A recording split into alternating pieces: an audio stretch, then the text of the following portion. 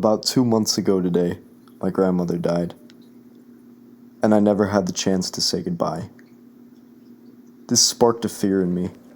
The fear was always there, but everything needs a catalyst to rise to the surface. Sometimes all it takes is for the subconscious to get a little jump start. I'm afraid of dying. Not necessarily of the uncertainty of what comes next.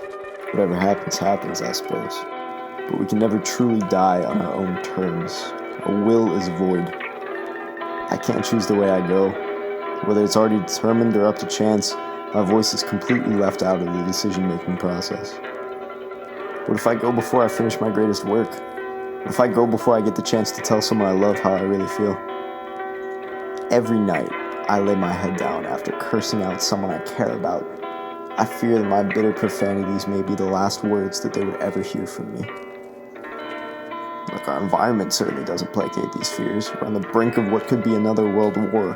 We're witnessing the new plague. If these don't kill us first, then maybe our ozone layer will erode, and we'll all be subject to the unbridled power of the sun.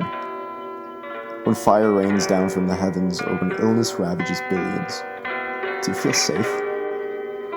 The world is out to kill us. At least it feels that way sometimes. And does it curdle your skin, knowing that if causes, whether man-made or natural, don't bring about your death, that you might take up their responsibility yourself? Death is inevitable. But to let gravity win is such an atrocious thing.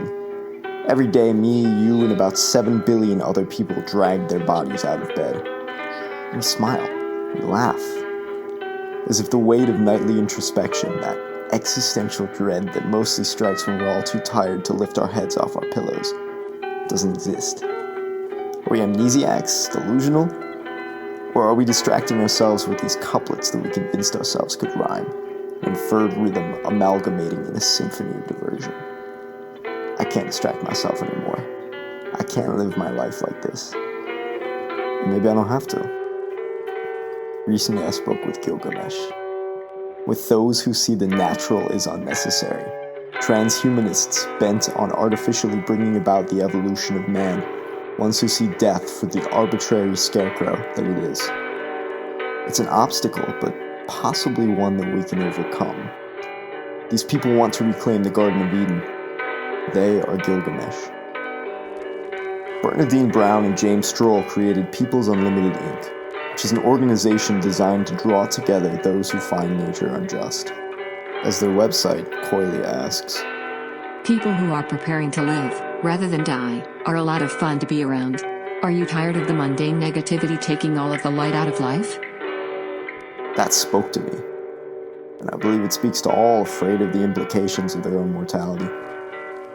These people promote scientists that they imagine on the verge of overcoming aging and death, but most importantly, they created a community of many thousands.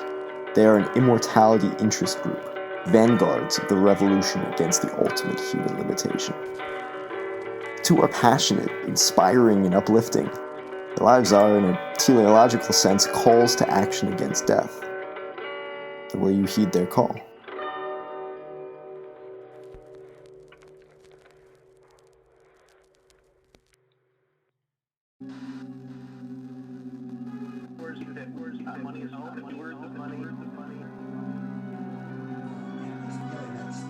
Something was wrong with Dad.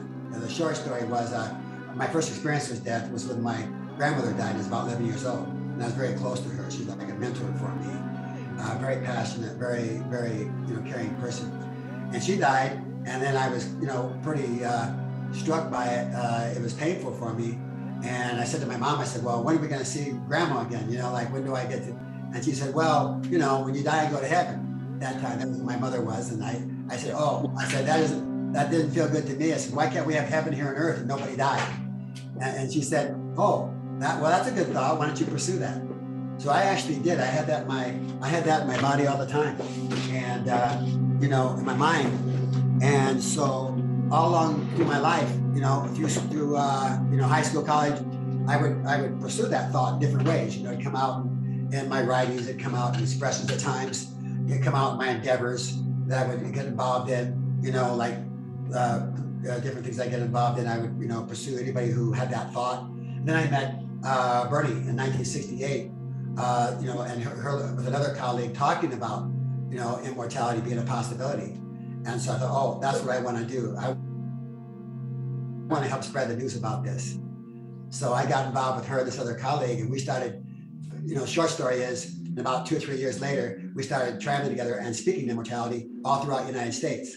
Mm-hmm. And then we were invited overseas to speak. And anyway, short story is, again, we created quite a network, of people from that.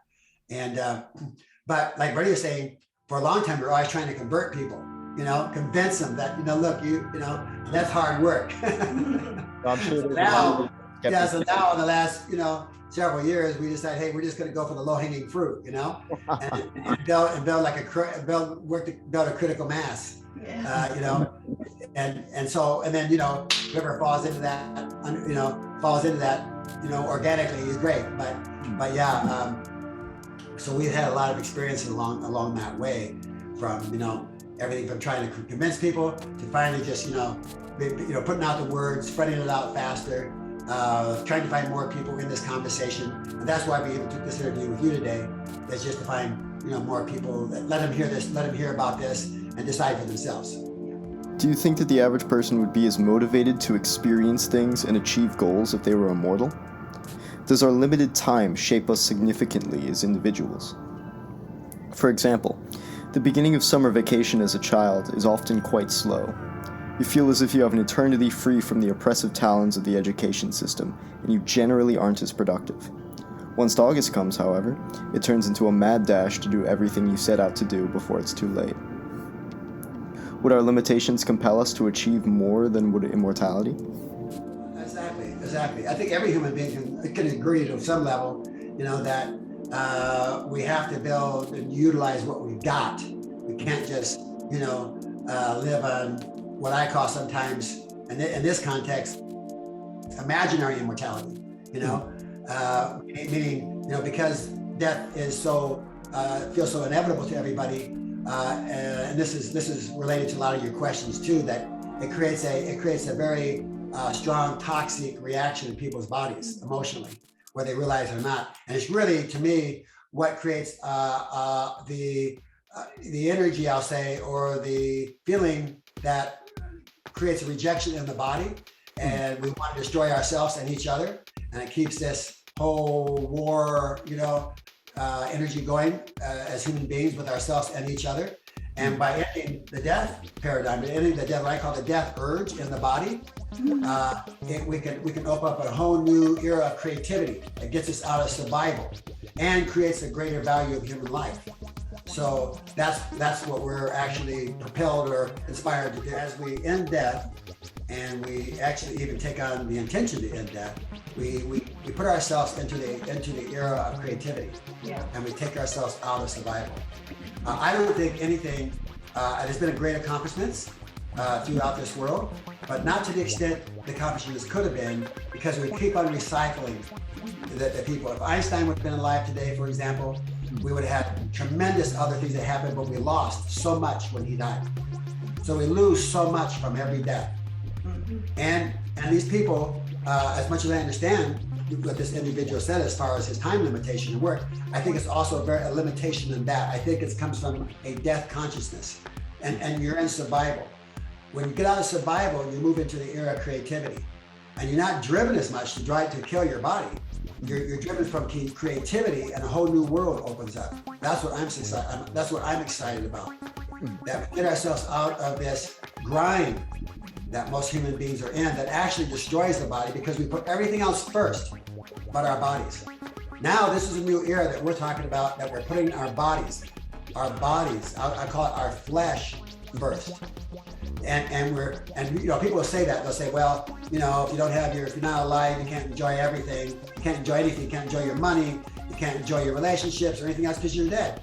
But still, they keep on in that same death pattern. They don't really change it. Well, what I'm talking about here, what we're talking about of this new world, the future, there will actually be a physiological shift, that will happen again, out of survival into creativity, where we'll value ourselves like we never had before in other human beings. And along with that, if I may add, Joshua, We need time. We need time. We have such limited time on this earth. And again, we're so caught up in survival in that time. We're all, most people are just struggling all the time. They don't really, because of it, they don't really know themselves. They don't really know who they are. They don't even know what real relationships are about. They talk about love and all these things, but love is just so fickle for most people. Love one day, hate the next, because they don't understand their own bodies. We need time to understand, even to develop ourselves, and 70, 80, 90 years is not enough, okay? Because especially now, because we're so, look at the world, like you said, and what it's caught up in. And most people don't even have time to really get to themselves and understand who we really are as human beings, even to understand the powers that we have as human beings. We so limit ourselves. So this is another factor why it's so important to have unlimited time to develop ourselves. Perhaps humanity would face new challenges with immortality. I could easily see limitations arising that impact and shape the collective human enterprise. For example, with death no longer a common factor of population control, a lack of resources on Earth could cause a stronger collective drive to colonize the solar system. Are there ways you can predict that humanity would be challenged, changed, and pushed? And do you think this would be a mostly positive shift?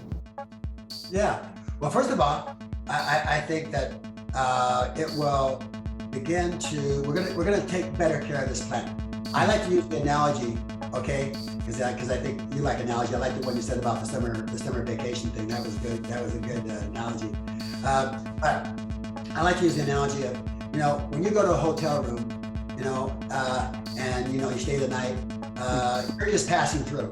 Okay, so you don't take really good care of that room. You don't make, maids coming. You don't make the bed. You don't necessarily take care of that, room like if you were just staying there and it was your place. You're just passing through, and that's the same way it is with most people on this planet. They're just passing through. They know they're going to die someday, so we don't really take care of the planet. We say we're going to take care of it for our kids, but that never really develops fully. Okay, so first of all, when we end this death, this aging and death, we're gonna be more invested here. We're not just passing through. All right, we're here to stay, and it's ingrained in our bodies. It's ingrained in our consciousness. So we're gonna take better care of this planet. So there's development, energy, and development here that we haven't even tapped into yet. You see a lot happening, and like you said, exponentially, technology is moving faster and faster. But really, it's very slow compared to the way it could have been had we not been plagued with aging and death. So now by ending aging and death, like I said, we're going to take a leap in this because again, we're invested here all the way. There's so many analogies you can use in this. If you have a relationship and you're not really invested in it all the way, it's going to be half-assed, right? You're not really, you're not really into it. Every job, you name it, whatever it is. So consequently, we're going to develop this planet, and we can make this planet a Garden of Eden.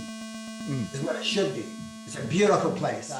And yes, we will want to populate the other worlds, not because we're losing Earth though, not because we're destroying Earth, but because we want to create, we want to expand what we are in a beautiful way. That's what I'm talking about, because I hate that statement where people say, "Oh, we got to fix things up for the next generation," because they're not going to do it for one thing. Okay, from that place, most of them. Okay, maybe some have good intention, but the reality is, is that I got to take full responsibility. I got to take. Look, I've been here now, alive for 73 years. Okay, so I need to take full responsibility for this life now, and not pass on the bullshit or anything to you guys. Not pass it on to another generation. I got to take full responsibility and create. Bernie does. Bernie's been here 84 years. Okay, but we're more alive and better than ever because we're giving to a whole different, not only thinking, but a whole different way of moving in this world. I think things move so slowly with our governments in the world and everything. They're so slow, like this whole climate thing. There should be more going on to solve a lot of things that are not going right. But people, it takes them so long to get together on it. Like, it's this meeting after meeting after meeting, and they never get to really where you're hoping they'll go. And it gets discouraging. I'm telling you what, I feel like we're going to have to create, begin to, we're doing the best we can right now to create a world that we can live. Because people create imaginary immortalities. They're not invested in really creating the real thing, so because they think death is inevitable, so they put all they create immortality through their kids. They create it through their money, how much land they can own, how much the legacy they leave. In other words, Of course.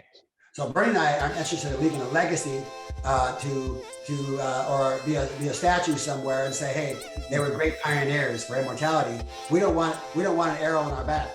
We're pioneers, but we're not looking for an arrow. Our legacy is us staying alive. And this is a key thing, I think, that we want to awaken people to. That let's stop this unnecessary Holocaust that's going on. And let's create a whole new opportunity for living. The world seems fixated on its own destruction. Though medical technology has been advancing at an exponential rate, factors such as the looming threat of another world war, declining global health with the pandemic, and the climate crisis haunt a weary youth. What message of hope do you have for a generation born into these issues? Well, I would say, okay, even though as bad as it looks right now, there is, on the other side of that, there's a whole new movement going on coming forth. Yeah. Okay. Now say coming out of the ashes of this old world is a new world, and many people are actually experiencing a wake up. Okay. That there's not only an urgency, but that there's a passion and a real desire to create something entirely different than the way we've been living. And so they're waking up consequently to be able to do that. We have to tackle the real physical issues of our world, okay, which is the limited lifespans that we have, that keep us in constant war with ourselves, like I said earlier, and one another. Like, for example, I don't know if I made that point good enough, but my point of saying about the death program and creating imaginary immortalities is that these people, so many people are caught up in the greed because of that, to create everything they can to make a place for themselves, to leave a legacy. So that's where the greed comes from. Power. They want power because they don't think that they can live. They're going to die. Okay, so they're constantly working to get some kind of resemblance of immortality. It's also why we create the afterlife. I mean, you talk to almost everybody, in one way, and really I admire it at one level because it shows that human innate desire to want to have immortality, to want to live. But they don't just think it's possible in the body, so they create what I call imaginary immortality. Now, whether life after death is real or not, I'm not going to argue that with people. I'm just saying, but it's back to that principle. Okay, are we displacing, what we could really be? Okay, are we living an imaginary concept because we don't think or don't feel like we can create what we really do need to create? So I want to say to everybody, young people, old people, whatever people, that hey, a whole new world's coming forth now. Okay, that amidst of how dark it looks, okay, that there is not only hope, there's already a new world that's come forth. People like us, other people throughout the world, many people, millions, okay, that really are living a whole different way of life, that aren't caught up in just the struggles of war. This kind of stuff has always gone on, okay, since the beginning of humankind, war. In many ways, it's worse. It was worse back in the medieval days, whatever, than it is even now. Now we just have more powerful, ways of killing each other, et cetera, et cetera. But that death urge has always been there. Right. Okay, yeah. That's my point. So really, now is an opportunity for no matter what age you are, to realize that we can have a whole new world, and we need to take hold of it. And really, it's happening, and it's inevitable. It's inevitable for aging and death to be cured, okay? Now, some people say it's 30, 40 years away still. I still think that's from the death consciousness. We're always putting it off. I can remember when, 50 years ago, we were saying it's 10 years away, it's 30 years away. We're always doing that. That's part of that lag that happens, again, in the death-oriented mind. But I see this is gonna happen while I'm alive. I'm gonna be a part of it. Everybody can be a part of it that really wants to. And it's a whole new, bright, unlimited future like we've never seen before on the face of the earth. But I've got good news, okay? In the midst of these trying times, but again, we've always had trying times, is a propulsion of new life springing forth out of the abyss, out of the desert that we've created for ourselves. And there's a world that we're going to be so I'll say taken up in, and it's so advanced that I just want to invite everybody to open their eyes up and begin to get involved in this new future. Could you see the life in their faces? Did their words come out as a triumphant melody? They want to reclaim the Garden of Eden. They want to push people forward. But in a strange way, it almost feels as if they're bringing us back. Most religions, ancient and modern, emphasize the eternal nature of the soul. Man wasn't meant to die, to really truly die. We were created for so much more. This sense of purpose, belonging, continuity, quelled our existential dread. But as these facts turned to fables and history turned to allegory, we lost that. Life became temporal, fleeting, and death gained power. If life is all there is, then death is far more consequential. James and Bernadine are attempting to bring this desire for something more back to the masses, to instill hope, to promote love, peace, and fulfillment. But perhaps these ostensibly archaic ideas of eternity came from outrage or an inability to accept or understand mortality. They were just running away from the inevitable. In a lot of ways, James and Bernadine felt like they were running away. I wanted to ask them if they knew that they were going to die tomorrow, what would they do?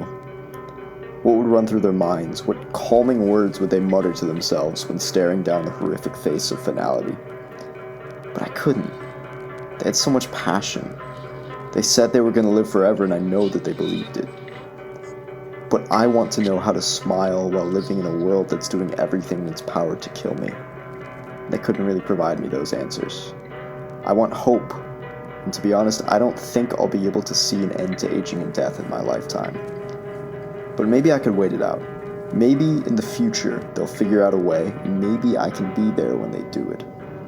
Let me explain how. Max Moore is another transhumanist devoting his life to finding an alternative to death. But he doesn't rely on emotion and passion to bring about this alternative. He's playing the long game. He is the ambassador and president emeritus of the Alcor Life Extension Foundation, for which he served as the CEO for nearly 10 years. Cryonics is his game, and here he is to explain how it's played.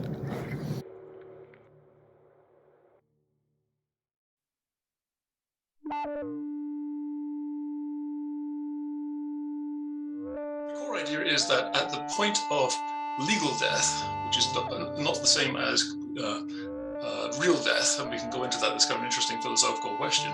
At that point, we have to wait until legal death right now. Basically, that's when a doctor declares that they are going to call you dead, even if they could actually revive you, deciding maybe it's not worth it because you're just going to be miserable and you're going to give out again a few seconds or minutes later. So at that point, we begin the process, which involves cooling the patient, protecting the cells against damage.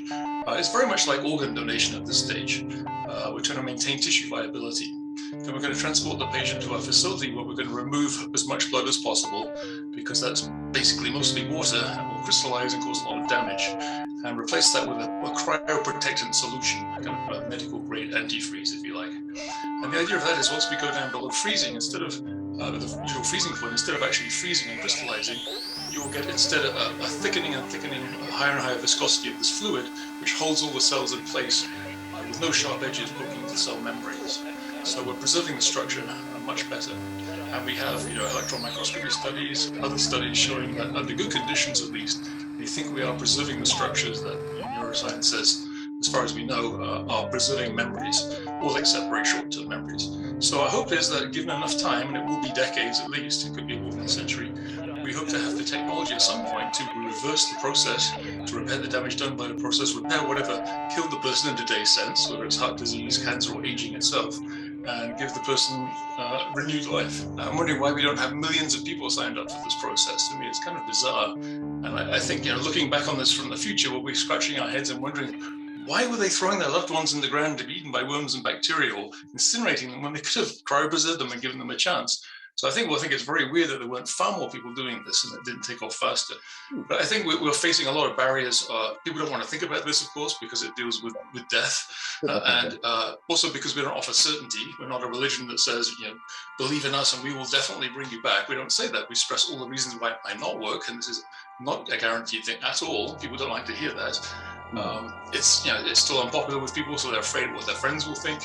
And it takes some effort to sign up. So there are quite a few reasons why people don't do it, which I think a big one is not that they think it won't work, it's they're afraid that it will work and they'll come back in a future that's very different and they'll have to start off in a very different world, and that terrifies a lot of people. Whereas those of us who actually go ahead and do this tend to think that's a pretty exciting prospect. It's going to be very different, takes some getting used to, and our organization will, as part of its mission, is to help people get rehabilitated. But, as someone who moved from England to the West Coast years ago, it's kind of like that, except more. We have some examples of that. So I think that kind of scares a lot of people too. And they don't focus on the positive aspects of you're alive and you can build a new life. Consider this example. The Declaration of Independence is destroyed in a fire. Americans everywhere are drowning in distress. God enters the scene and volunteers to fix it. They take the scattered ashes and use them to recreate the document. Is this new copy the same as the original? After all, it was created from the same components and is physically indistinguishable. Does the brief lapse in physical continuity render it a distinct object? Is this really the same piece of paper that John Hancock himself signed? Many people have similar reservations about cryonics and revival. Is whatever person you bring back the same person that entered the vat, so to speak? They may look the same, they may behave the same, but is it the same agent pulling their biological strings? The question you ask, of course, is one that's been around a long time in philosophy, and many of you people in your department will certainly be familiar with the ship of Theseus, which is a classic conundrum, and this really reflects that puzzle. In the original thought experiment, you have a ship which has gradually replaced a plank at a time over a long period of time, and the planks taken from the original are used to build another one. And then you have the question, which is the actual original ship? Is it the one that has a physical continuity? Is it one of the original materials? And I think in some sense there is no correct answer to that question. There's a description of the facts, and then you decide what matters to you. And so it's kind of like that with your example of the Declaration of Independence or any physical object. And I think that's actually a little bit different than talking about people, but we'll come to that. I think with an object like that, in some sense, people want the physical original because it has a sort of sentimental value. That's why we have these NFTs these days, where you guarantee this is a unique thing that only you have, even if it's not really any particular value in itself.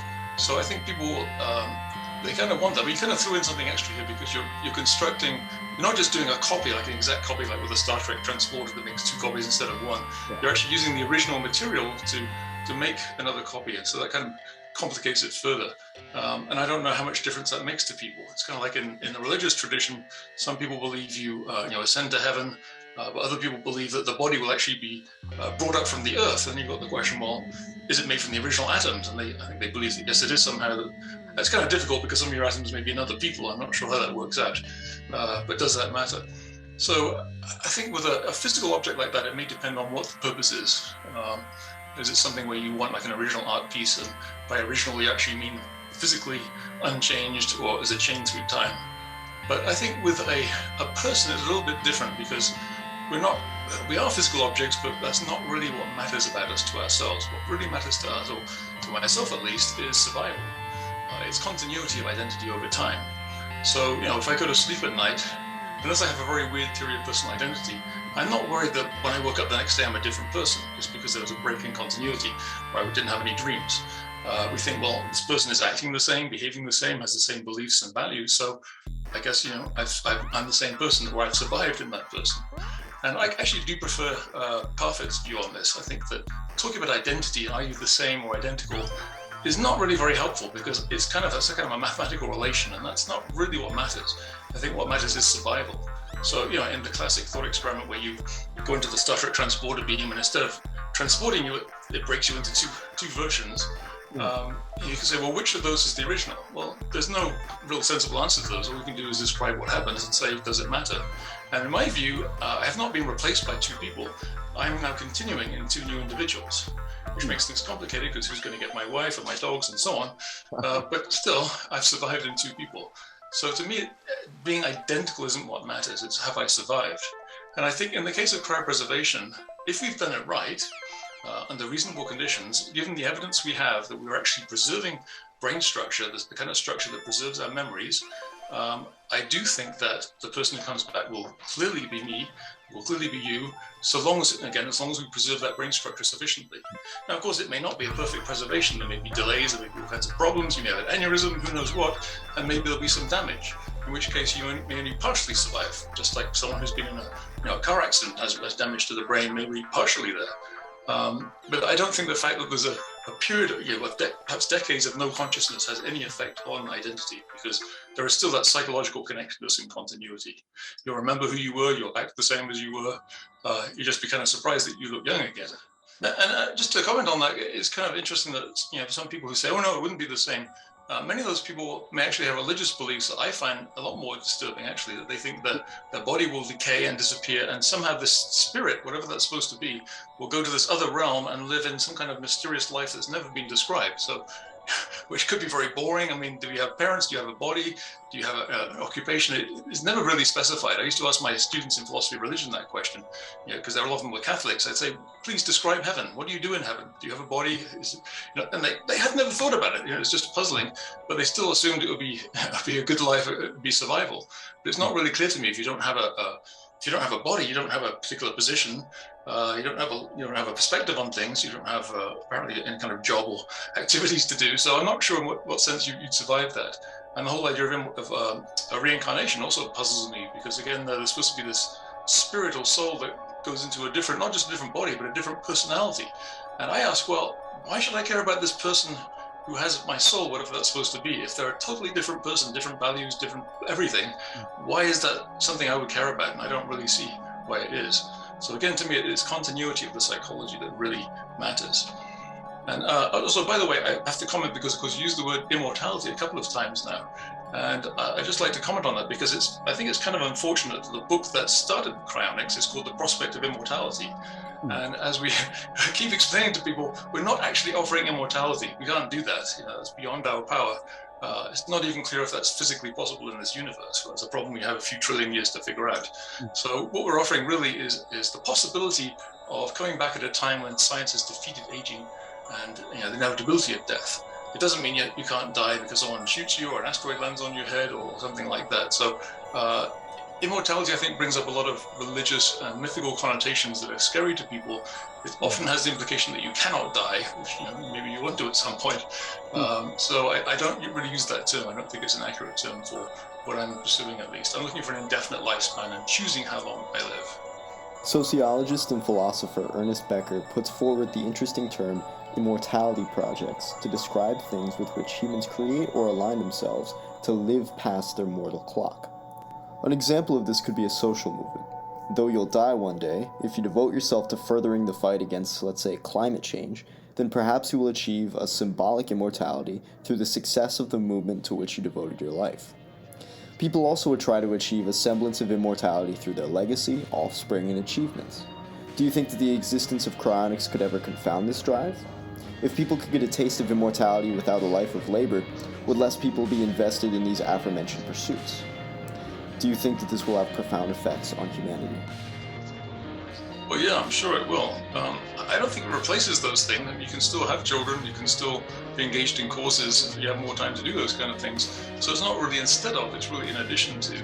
And to me, having a child is not really surviving. You say, I'll survive with my children. Well, no, you really won't. I mean, it's nice to think that maybe it's comforting, but no, you'll be dead, you'll be gone, and you have children who may be influenced by you, and maybe works that you've written that will influence people, but you're, as a co-inheritor, you're not there as an entity anymore. So I think that's kind of a misleading, self-comforting idea that doesn't really hold up.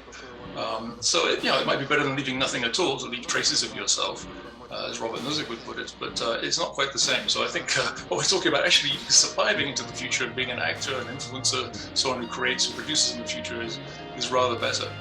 But yeah, I do think it will change things, and it's really impossible to say exactly how. You can only speculate. You can look at people who've made predictions in the past about how the world today would be, and it looks kind of ridiculous. So we have to be pretty cautious in making those, because it's not just one change. It's not just more life, longer lives. It's going to be all kinds of things will be changing. As a transhumanist, I think about how we might alter our brains, our emotional responses, how we might change the genetically inherited structures that shape the way we behave. So it's pretty hard to say how things will be, but I think one thing that seems fairly plausible to me is if we live indefinitely long lifespans, hopefully we'll have a little bit better foresight. We'll think ahead a little bit more, rather than saying, well, I want to treat the world around me decently for my children and grandchildren. It'd be, well, for myself as well, because I'll be there to suffer the consequences if I don't. So I hope it will also mean we don't have many wars. That seems pretty plausible, because most of the people you fight in wars are teenagers or people in their 20s. If you try and draft a 60 or 70-year-old, I think you're going to have a harder time. So I think we'll have very more negotiated solutions to these kind of conflicts. So I think there's some very positive aspects in that respect. How it'll affect family structures, I really don't know. I mean, I can only guess at that. I think very plausibly, because we already see it happening now with longer reproductive lifespans, is that people will space out their children more. We're going to wait longer. It would probably seem a little bit nuts to have a child when you're 17 or 18 years old and barely not a child yourself. I think people will say, well, look, you're only 60 years old. Maybe you want to wait a few more years until you've matured a bit. Because, you're still learning stuff at this stage. So having a child very early in life might seem a little irresponsible. So I think children will probably be highly prized. They'll probably be less common, but they'll still be there, because I think there's room to expand, and that's a whole other issue. So those are some of the changes, but again, I'm not even pretend to paint a precise picture of the future, because nobody could actually do that. I think one other thing that we can say very generally is that, and I kind of sort of made this point briefly, I think people will become far more mature than they are today. If you look at people over time, and psychology studies suggest that older people actually are more mentally stable. They go crazy less often, they commit less acts of violence, they're a bit more agreeable. I think if people live longer in good health, we hopefully, if we pay attention to ourselves, we will become better people over time. We'll kind of work on our problems and hopefully fix them. And after hundreds of years of that, what kind of people could we be? We could be what I call ultra mature people, where we've had a lot of time to improve ourselves and work on ourselves and reduce our flaws. So kind of the optimistic side of me says that could be a very good thing. The world seems fixated on its own destruction. Though medical technology has been advancing at an exponential rate, factors such as the looming threat of another world war, declining global health with the pandemic, and the climate crisis haunt a weary youth. What message of hope do you have for a generation born into these issues? Well, I guess my message is relax. Stop panicking all the time. It's embarrassing. We live in an incredibly good world compared to the past. It's really, it's crappy in many ways, and a lot of people are suffering miserably. But if you look at things historically, we're living in the best time ever in human history. Even the absolute number of people starving is going down. The absolute number of people in poverty is going down. If you don't believe me, go to Our World in Data, one of those sites that has comprehensive information on this. People have a very distorted view of the world. They think that the climate is going to destroy them in the next few years, that we're going to be wiped out by this or that. And people have been believing this for generations and for centuries. And it could happen. There are some real threats that we need to look out for. When I was growing up, I think there was a very real threat of nuclear war. That used to worry me a lot, and I think that's still a real possibility. Some people worry about artificial intelligence running away with no human interest in it. That could be a possibility. But in general, I think people are worrying about the wrong kinds of things. I don't think, there's a lot of exaggeration in the media about supposed crises, and there's always another one. There's a good article I've seen. They've got a list of about 20 crises in the past that didn't amount to anything. Because the media needs to exaggerate. They need to quote only the people who say it's going to be a big crisis, rather than those who say, well, not really that big a deal, and we can handle that. So first thing I say is relax a little bit, read some of the more optimistic stuff, because you're getting a very distorted view from the media. In fact, stop watching the news, because it's a really lousy source of information. It's incredibly biased. Go and read some really good blog posts from different perspectives, people who drill down into detail, read some good books from different perspectives, and I think you get a very different view of things. So I think that actually the world is getting better overall. We have these ups and downs. We have some really bad times in the 20th century with Stalin and Hitler and so on. But overall, as Steven Pinker has argued and other people, the level of violence is going down over time. We have less and less of that, which people don't believe because they, again, watch the news and they see the worst things on the entire planet being fed to them right in their faces. But it's true, we're getting less violent, we're getting better off, we're living longer. So generally things are improving, and again, I want to say that's guaranteed because it's not. I'm very much a humanist as a transhumanist. We have to make an effort to make things better. It's not automatic. But you know, we create problems, but we also create solutions, and we seem to create more solutions than problems over time. So I would be hopeful that, you know, if I survive long term or come back from being cryopreserved, the world should be a better place. I'm not expecting a utopia of any kind, certainly, but I think we'll still have problems, but hopefully it'll be more interesting problems, and a lot of the ones we deal with today will have disappeared. So I think people really need to look more. People seem to think that being gloomy and pessimistic is somehow deep and wise, and anybody who's optimistic is somehow shallow. There's kind of a stereotype like that. But in fact, it takes a lot of intelligence and study to be optimistic, because you have to get past all the surface fear-mongering and actually read up on how things are actually working and how we can solve problems. So people who think that the climate's going to kill us, we're going to run out of energy, we're going to die of all these diseases, I think, you know, relax a little bit, go read some stuff, and I think you're fine. Actually, I've written a series for Cryonics magazine. I think I'm on part 4 right now, called Getting Better. And I'm looking at all these trends in, you know, quite a lot of detail, a lot of references showing how things are actually improving over time and how we can keep them going that way. So that's kind of my message: is things are much better than most people seem to think, and they should stop depressing themselves. Max Moore doesn't provide certainty, he's pragmatic. He doesn't promise you that the service will even work, but it might be one of the best bets for those interested in longevity. It's a good thing that he doesn't just tell you what you want to hear. To a degree, I respect that. But in a lot of ways, he didn't give me a sense of hope. Things aren't really that bad, he said, dismissing prominent global issues. Look, maybe he knows more than I do, or maybe he's trivializing climate change and the pandemic. Something that both Moore and the ambassadors of People Unlimited said was that the world has always been dangerous, scary, and lethal, and that it is, in fact, getting better. And maybe that's true, but it certainly isn't safe, it isn't fair, and it isn't where it should be. If there's anything that history has showed us, is that change takes a long time. We probably won't be around to see the world turn into anything besides a memento mori in our lifetimes. And that aside, something that particularly resonated with me was that the focus of Moore's service is mainly survival. And that makes sense. He can't sell actualization. Maybe he can extend your life, but he can't necessarily make that life worth extending. He isn't a god, and the potential that his service has to function should not be misconstrued as one. But I don't want to just survive, I want to thrive. And an obsession with survival can certainly become a dangerous idol, and I can easily see myself worshipping at its altar. If I set my sights only on survival, then I'm letting my existence and even my identity be defined by my own continuity. That feels almost as hollow as death itself. I realize that what I really want to know is how to face death with my chest up, head held high, confidently and stoically accepting my fate. I want to be able to live and die without fear, regret, and the bitterness and resentment that follow. And I can't get those answers by trying to run away from the inevitable. Maybe if I learn how to live, I can better understand how to die. Chris Gabriel is the owner and proprietor of the YouTube channel MemeAnalysis. He's influenced by esoterica and psychoanalytics. He has a connection to the natural world, both in theory and in practice. I can't summarize his work or his life as easily as I could with the others. Honestly, aside from his excellent channel, I know next to nothing about him, aside from the fact that he has a profound insight on the subject of death.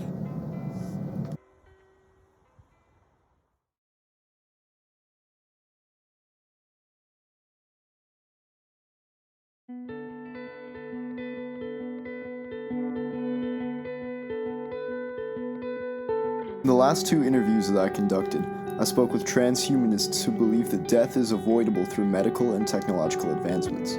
They seem to hold that this is an inherently noble pursuit. Indeed, on the surface it seems a bit strange to oppose someone's desire to prolong human life. But do you think there are drawbacks to the pursuit of immortality? Do you think this is a frontier that humans were not made, or at least not ready to explore? Undoubtedly. It's a neurotic fear of death. It's kind of an assurance similar to a video game that even if I fail, I'm going to be able to continue trying. I'm going to be able to keep going. Life is made sweet by death. We need a logical conclusion. We need an end for the journey to be meaningful. And it is this hatred of nature natural causality that a lot of people identify with Lucifer. Lucifer rebels against God and against the world because he's uncomfortable with his place in it. He's uncomfortable with his place in the natural hierarchy. And humans' place is to die. You know, we've ascended pretty much, I think, as far as we can naturally, even with some things that are deeply unnatural, like nuclear bombs, the internet. These are kind of outliers in nature, but to transcend the natural lifetime using technological means, I think would be going too far. How would you defend that argument against someone accusing you of appealing to the natural, or saying that something is inherently good because it is natural, or inherently bad because it is unnatural? Simply because something is a logical fallacy does not negate its truth. Reality is irrational and fallacious, and the attempt to rationalize it is in fact what leads to this neurotic desire to overcome it. We want to make the reasonable the real, and it's not. So let's talk about Gilgamesh a little bit. Like, one of my favorite lines in that is Gilgamesh thinking about Enkidu's dream, and he says, I will pray to the gods, for my friend had an ominous dream.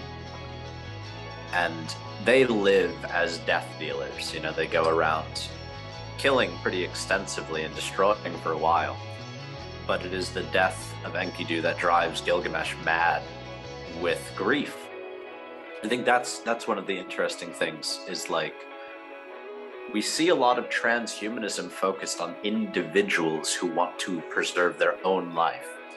I don't hear much discourse around, I want to save the people I love. It's kind of like the vampires who watch everybody they ever knew die. You know, the immortal characters who watch their family and loved ones die, and they can't do anything about it. But in this case, it seems as though one would be able to do something about it, but they don't talk about that. They don't seem to care about that. Yeah. You know, it's just, I want to live forever. I want to live forever. That's why it's neurotic. It's neurotic to want to save everybody too, but at least they would have an air of humanity. Though humans spend much of their lives in an attempt to avoid or at least delay death, why do you think so many still turn to activities quite opposed to this goal, like drugs and alcohol? Why do you think others still avoid the pursuit by immersing themselves in the online world? Is the fear of death unrelated to the search for pleasure, or are the two interconnected? If so, what is the connection? So this, the answer to this goes back to Freud, where we watch the interplay of the death drive, thanatos, and the libido, eros, and all of the libidinal movements that occur within life are part of a circuitry that is a circuit that always leads to death. It's just a matter of how long one can avoid it. So we're constantly in a state of desiring death and desiring more life. And these are not always opposed. Like, we enjoy, we libidinally, take pleasure in things that kill us. That is why, liquor and drugs are so enjoyable. They are serving both natural functions. They induce a physical pleasure and they induce a death-driven pleasure, an anti-organic pleasure. Libido is this desire to reproduce. That is part of our, biological imperative, is to reproduce and to continue living. And sexuality and pleasure are the means through which that is obtained. But life also needs to die naturally. The death drive is there to ensure that this circuit is completed. And in a way done right, there's an art to dying well.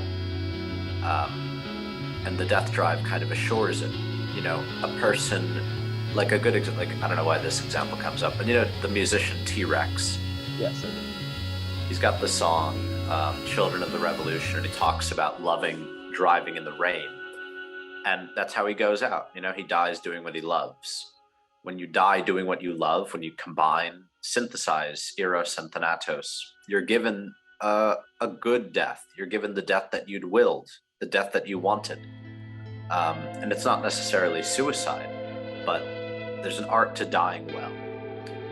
And I think in many ways, the desire to live forever is a fear of living well. It's a resistance to the good life. And we make up for having a mediocre, meaningless life by simply extending it, you know, quantity over quality. Is death really something to fear? No. But I have no illusions about there being the promise of paradise or torture.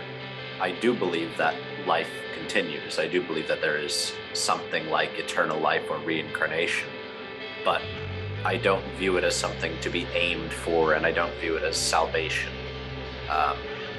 You know, Nietzsche hopes that it's exactly like the life that we live here, not better and not worse.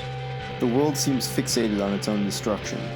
Though medical technology has been advancing at an exponential rate, factors such as the looming threat of another world war, declining global health with the pandemic, and the climate crisis haunt a weary youth. If immortality is out of the picture, then what message of hope do you have for a generation born into these issues? As I said in the beginning, the sweetness of life is made by death. One needs to focus on the quality, the meaningfulness of the life that you do have, regardless of a teleology, regardless of how it's going to end. You need to make it meaningful. The meaning will illuminate what the end is to be. As Hamlet says, the readiness is all. And if you live a meaningful life, you'll be ready to die when it's time. It's the people who live a meaningless, mediocre life that are terrified of death.